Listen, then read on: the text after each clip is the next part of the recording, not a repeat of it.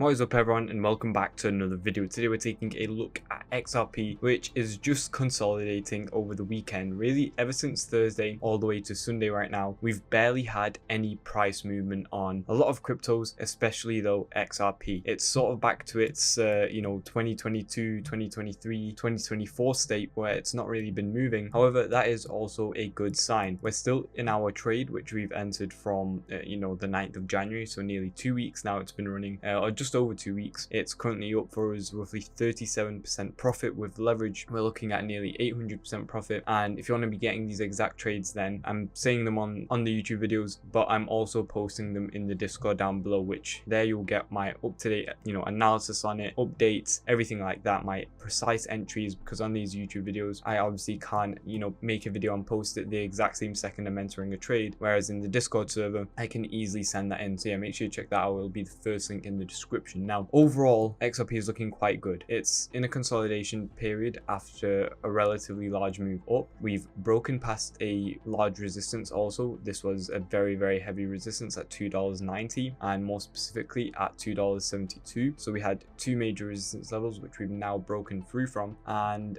overall it's looking really strong. So if you'll remember in the previous video, we were talking about two new potential entries for XRP. We have our stop loss for the long trade right over here at $2.78. This is essentially just a stop loss and take profit for in case XRP does come back down, we want to secure our profits, and there's just an easy way of having a risk-free trade. So we were talking about potential entries from somewhere around this area, so $2.72 to $2.79, and the lowest possible entry, or the lowest we really see it going in the short term, which is right here at $2.42. So yeah, we have two potential long entries, one which is quite close to our stop loss, which is good as well, because then we get out of our position and we can reanalyze when we're there whether we should enter in again or just keep profits and move on to the next trade. So that's why it's quite good. Overall though, it's in this sort of symmetrical triangle on the daily. I don't really like to do these patterns, but yeah, I mean, it's just a consolidation pattern essentially. Volume is squeezing on in and volatility is decreasing.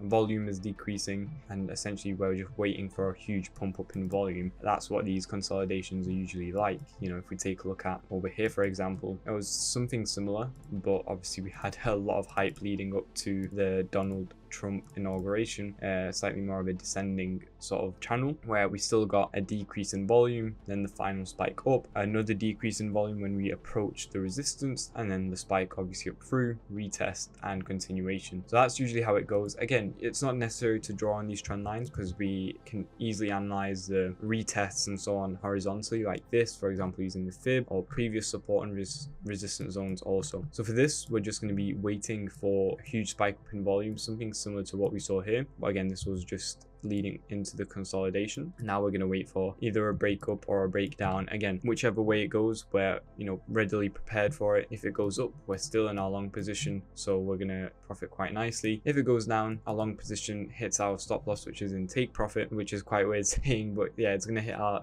take profit a bit lower. The trade exits out for whatever percent profit, and it will still be like 600% or how much would that actually be? 300%, sorry, 300% profit. We already took some profits here. So yeah, it's overall going to be a good trade regardless. And then we can reanalyze and go further. We also need to take a look at Bitcoin dominance and Bitcoin. Bitcoin dominance is starting to weaken. Was looking quite scary during the middle of the week. If we take a look at Thursday, even Sunday, we were really spiking up here on the dominance, and it needs to drop in order for altcoins to see any sort of movement in the upward direction. It's starting to drop off. Like I mentioned in previous videos, I think alt season is at minimum 5-6 weeks away, and that doesn't mean alts aren't going to go up in those 5 to 6 weeks. It just means you won't be seeing major multiples, because it took us each candle here, by the way, is a week, so it took us 1 to 3 weeks to essentially head down to this support level. We need to also break through, and then that's only counting the red candles. If we're going to count all these candles, it's like 1, 2, 3, 4, 5, and that's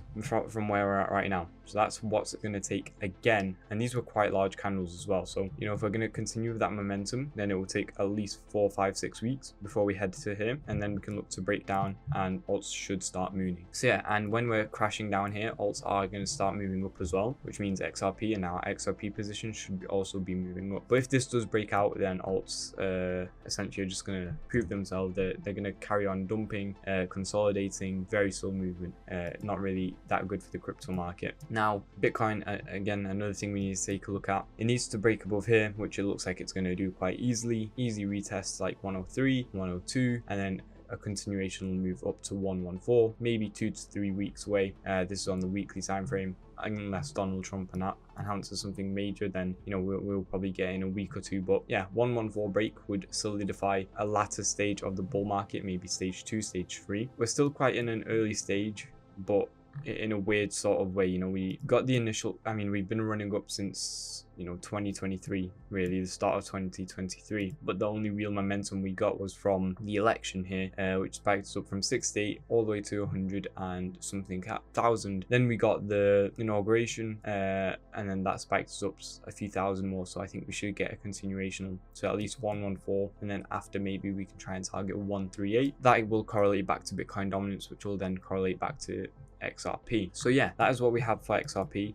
If you're not in the position yet, you're still looking for a position, I wouldn't be looking to enter any shorts, simply because the market is so volatile, even though it doesn't look like it. But we're in a bull market, and entering shorts in a bull market is very, very risky, because especially now with a pro-crypto president in the United States, anything can be announced at any minute, which can cause a pump. I doubt anything very negative is going to be announced. They're also analyzing whether they should add a trust for crypto, a reserve for crypto, like they have done so with gold. So yeah, lots of news to come out still. And with the new SEC in SEC Crypto 2.0, I think there will be a lot more regulations coming in which are going to be pro crypto. For example, with Solana, there should be less meme coins being able to come out. That should then pinpoint more eyes onto established altcoins like XRP, Solana for one, Sui, ETH, DOT, AVAX, some of these more established altcoins that have been around for longer, then leading into more investment, and then leading up to further an increase in prices. So that's sort of what we have. I think it's going to be very, very bullish. I'm not really concerned for the downside.